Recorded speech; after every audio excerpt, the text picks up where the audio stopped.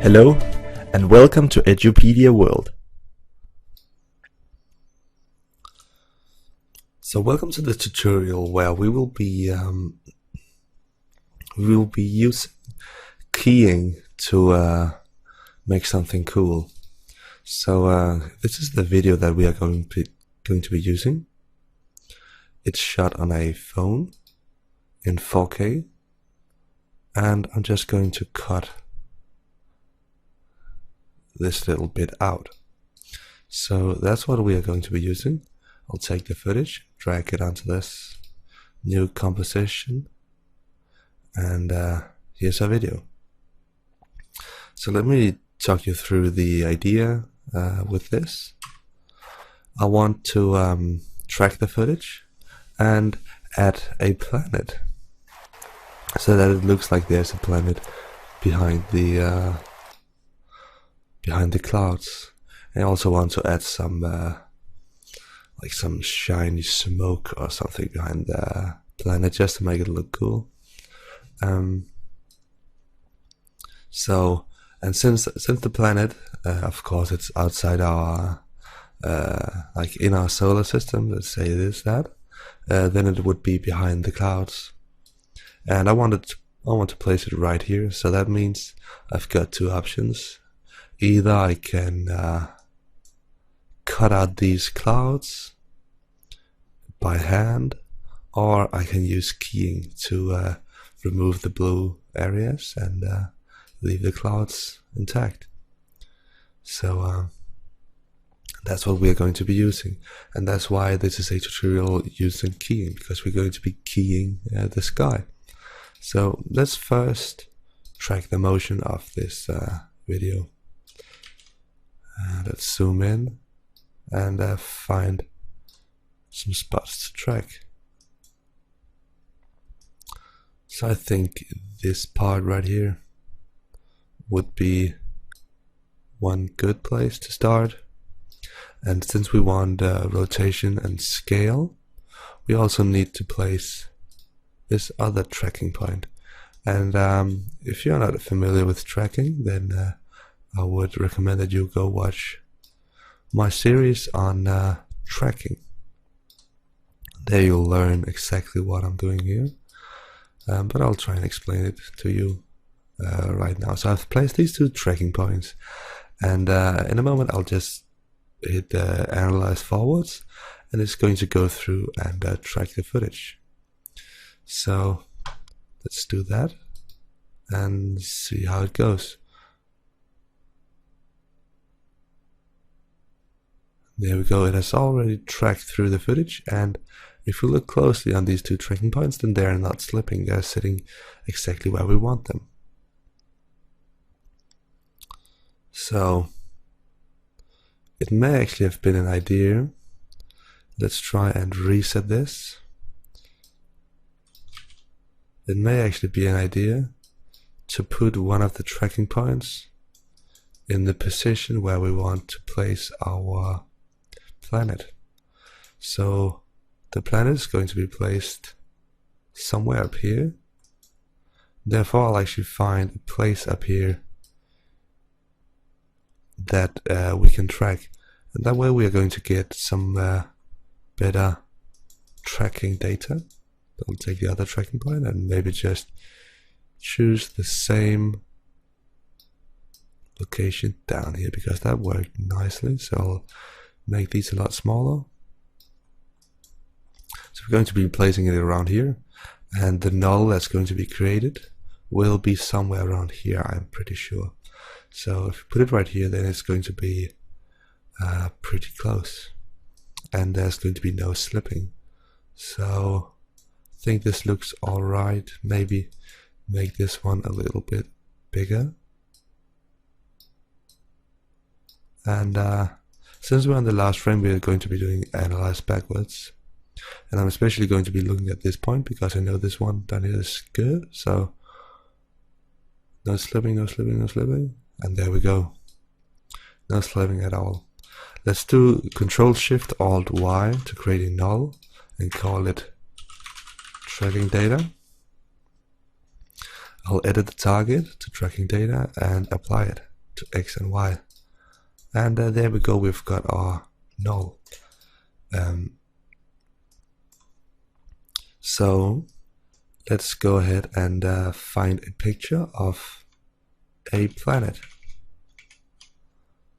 So if we go into this folder, I've got this one that I found on NASA's website. So just drag it into this composition and place it above everything. And here you can see the planet. So it is this small because it's only 1920 by 1080 and it's a 4K composition. So I'll choose this tool, Control Shift Alt, Shift and Alt, Control, and then drag like that. Double click and then just try and match this. Hold Alt and Control and Shift, and then we can just place it so that there's an even spacing around with the black edges. I'll go into the mask settings and add some feathering, 10 pixels, and then I'll also decrease the expansion. And I'll actually decrease the expansion even more so that the dark edges disappear. So I will place it where I want it, somewhere around here. And I will also call this something nicer, planet, and then I'll take the planet and I will parent it to the tracking data. And I've done all of this in other tutorials, and if you are unsure of what I'm doing, then you can go back and watch. But what I've done is that I've made this planet follow the tracking point.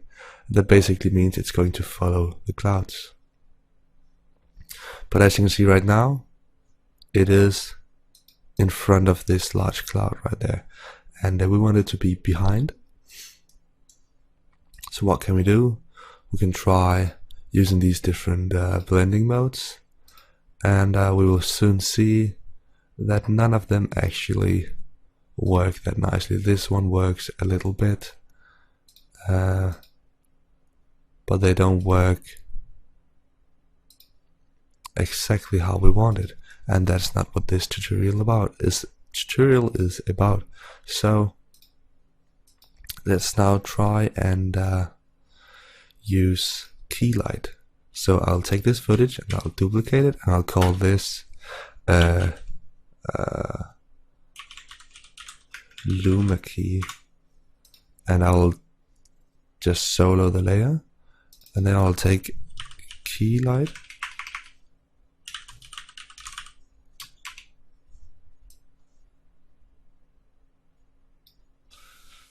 so I've added key light to this to this layer, and then I'll choose my screen color, which is going to be the blue, right where I want to place the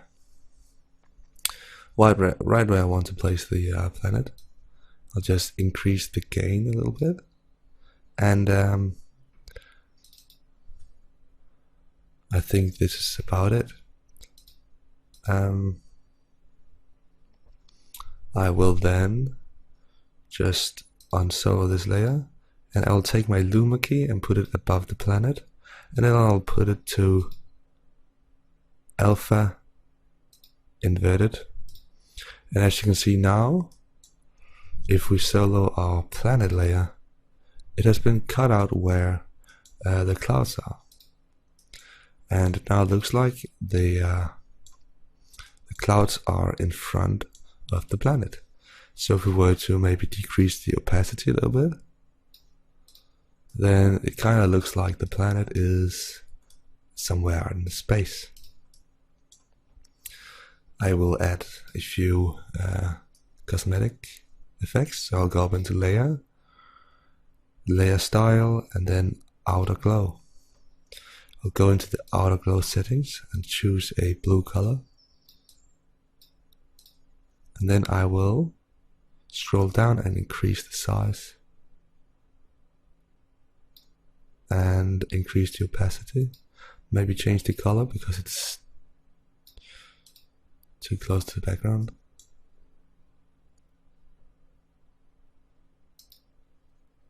If we solo this layer, you can see the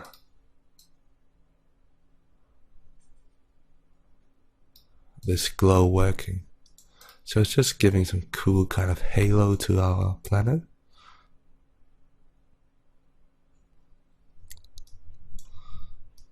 And as you can see, if I turn it on and off, it actually does something. It makes it a little bit more shiny around the planet. So if you go through, you can see it's all nicely tracked and keyed throughout the video, and that's exactly what we want. So another thing that I said that I wanted to do was to add a like a build of some energy or stuff behind the planet. I'll try and maybe fill out some of this area, the blue area right here, with some cool kind of energy. So I'll do Control Y and call this energy, hit enter, then I'll add an effect called fractal noise. And there we go. This is basically a cool effect that creates weird kinds of noise. So this can be used for a lot of different things, and in this case I want to do energy. So I'll set it to dynamic, and I will go into transform, just scale it up a little bit like that. I'll go into the subsetting subsettings, and I'll change the sub rotation. And you should change this to the correct setting, which is somewhere around 180 degrees. You're going to get this pattern, and if I increase the complexity, you're going to see a lot of cool detail. And in my opinion, this looks like energy. So somewhere around 10, you won't be seeing more detail. So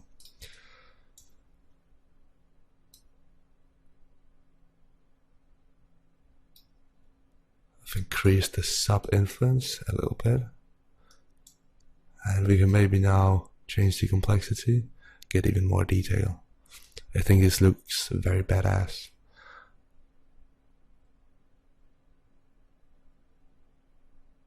So I'm just playing around with the scale, and I think this looks quite alright.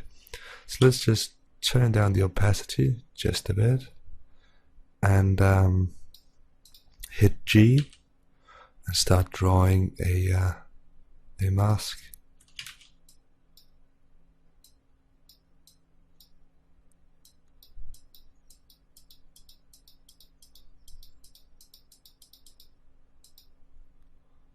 I'll actually drag these in because they are outside of the layer, and it's going to give a sharp edge.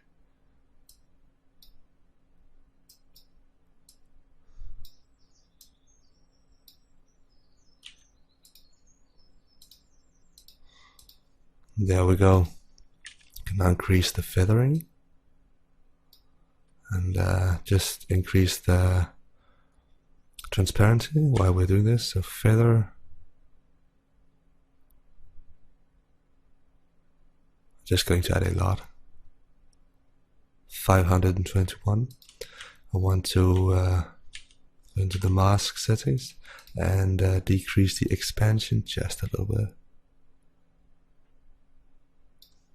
like that, and just change the opacity a little bit.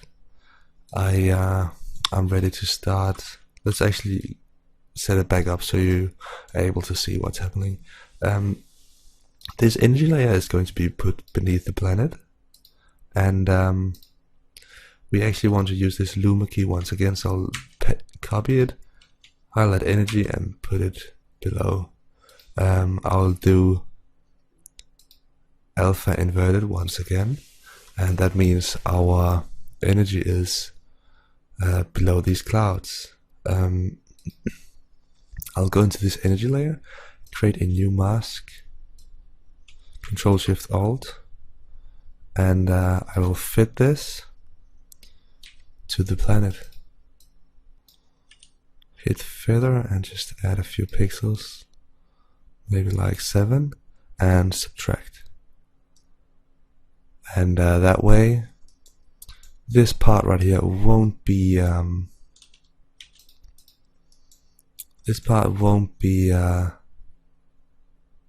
what is it called?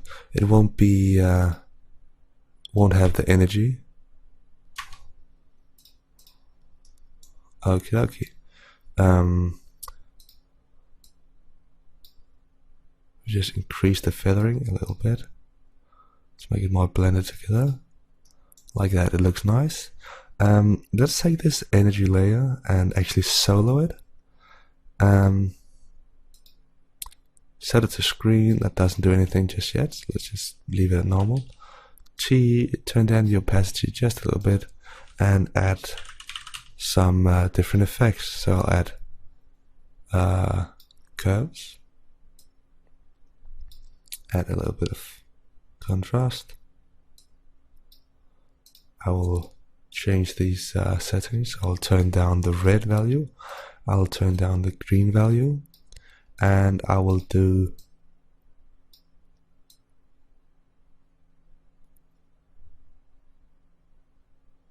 some kind of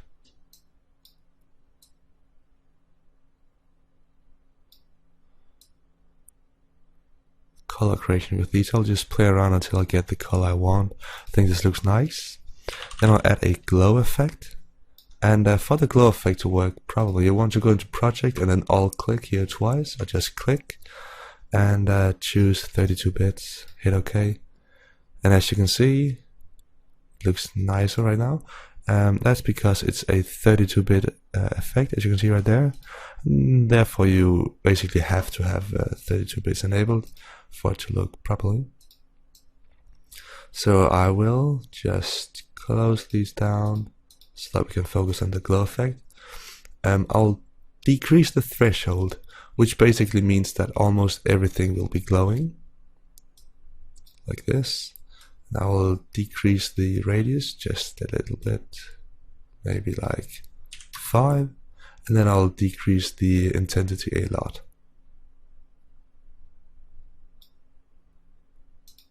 Something like 0.2 maybe. Now you can really see the energy, but it's not too much. Let's unsolo this layer, and now you need this to be blended in with everything else. So energy, set it to screen, and we will take the opacity and turn it down just a tad. We will also take this planet and add a curves adjustment, and maybe even a glow as well.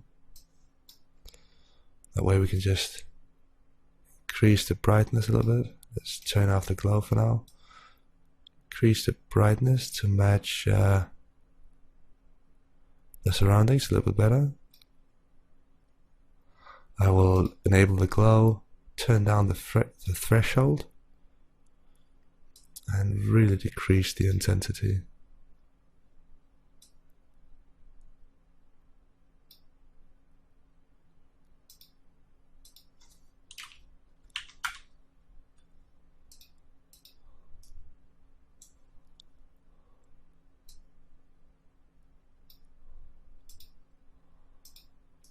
And right now I'm actually looking at the outer glow that we added, and I think it's a little bit too much. So let's put it at like 50%. And I think this looks a lot nicer. So something that I forgot, let's not forget that. We need to take our energy layer and parent it to the tracking data as well. And now that we've done that, everything will be moving together, and we've got this pretty cool animation. So let's just let this render, and we are going to see what we've got.